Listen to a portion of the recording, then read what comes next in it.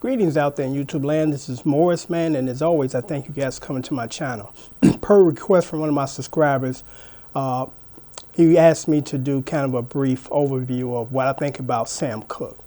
Now, I'm definitely not the expert in this particular area or artist because Sam Cooke was before my time.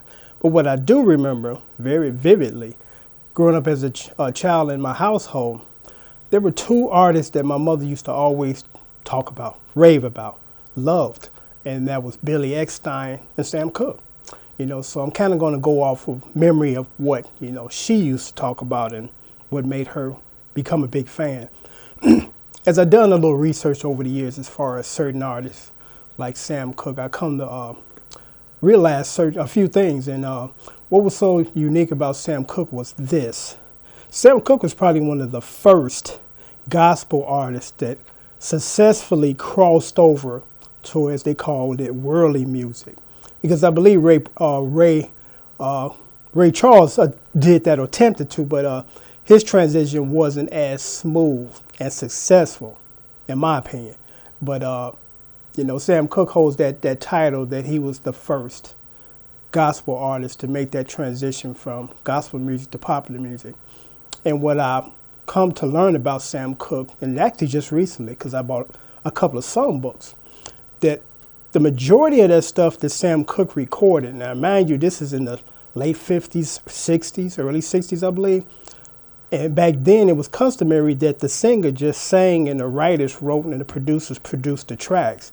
But Sam Cooke, again, back in this era, was writing most of that stuff. The majority of stuff that he recorded, those big hits, Sam Cooke wrote them. I was really surprised because, again, normally they don't really let the singer really just do a whole song catalog on himself or from his catalog to record. It's usually they bring in writers and the writers write for these artists. But Sam Cooke had the vision and foresight back then that he realized that, you don't sing, you sing your stuff better than anybody else's stuff because it came from you. And also from the financial aspect, a lot of people don't realize that there's more money, with the exception of a handful of artists, there's more money in writing than there is performing. And a lot of people think that you're going to get rich singing. And some people do. But the majority of people that get rich quick are the people that write the songs, because for artists, if you don't write your stuff, in order to make money, you make your monies off your record sales, you make your monies off your tours. And after like 5 or 6 years and you get dropped from your recording contract, you can't tour no more. So that means you're not getting any money from touring, and if you don't have an active recording contract, you're definitely not making any money from there. But you can write a song now, and in 20 years, you're still getting paid for it, especially if it was a successful song, a million seller. You're going to live very comfortably, literally off of one hit. Because Chuck Mangione, I think it was called Feel So Good, he thanked people because he said, as a result of that song, I was able to put my daughter through college. And, I'm still reaping the benefits from the royalties of that song. So, again, Sam Cooke had that foresight at that time, in that era, to say, let me try to be as self-sufficient as possible. He was a great singer, very handsome man, very articulate man, well-spoken man, and great singer. And as far as, his tragic end, because I'm really surprised that there have been two artists that they haven't done a life story on, and their life was a very interesting life up until their tragic death. And those two people are Marvin Gaye and Sam Cooke, because it's still not clear to this day what actually happened in that hotel, because Bobby Womack was Sam Cooke's best friend. And when Sam Cooke, was murdered, and he was murdered, I believe he was even set up, that Bobby Womack married his wife.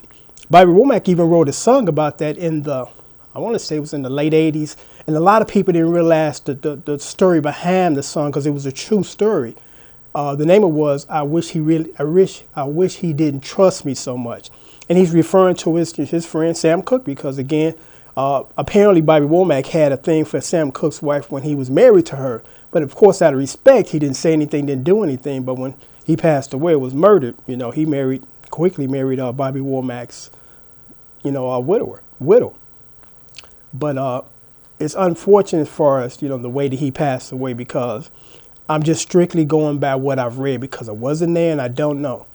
But I read articles regarding what took place and how some of his close friends shared their insight on, Sam Cooke's personality and his private affairs. And they said for some reason he had a thing for prostitutes, because he was a very intelligent, handsome man, on top of the world, artist, basically have anybody he wanted, but he just gravitated towards that dark world. And that night he was in a hotel with a prostitute. And the way that the story goes, at some point in time, the prostitute lifted his wallet out of his pants, and he took notice of that. And she ran out of the room, half naked, half dressed. And she ran to the desk service desk lady and said, "This man's trying to kill me." And this lady behind the counter pulls out a gun, and as Sam Cooke was approaching, he said, "That B stole my money." And the lady pulled out the revolver. The lady behind the service desk and shot and killed him. And to this day, it's still not clear that if that was a setup. But from what I've read, if I had to make a decision or voice my opinion on it, he was set up. Because unfortunately, when you deal with that kind of lifestyle, you experience those types of things as far as people trying to set you up. And it's just unfortunate that he has some demons that he didn't address, that couldn't, keep suppressed or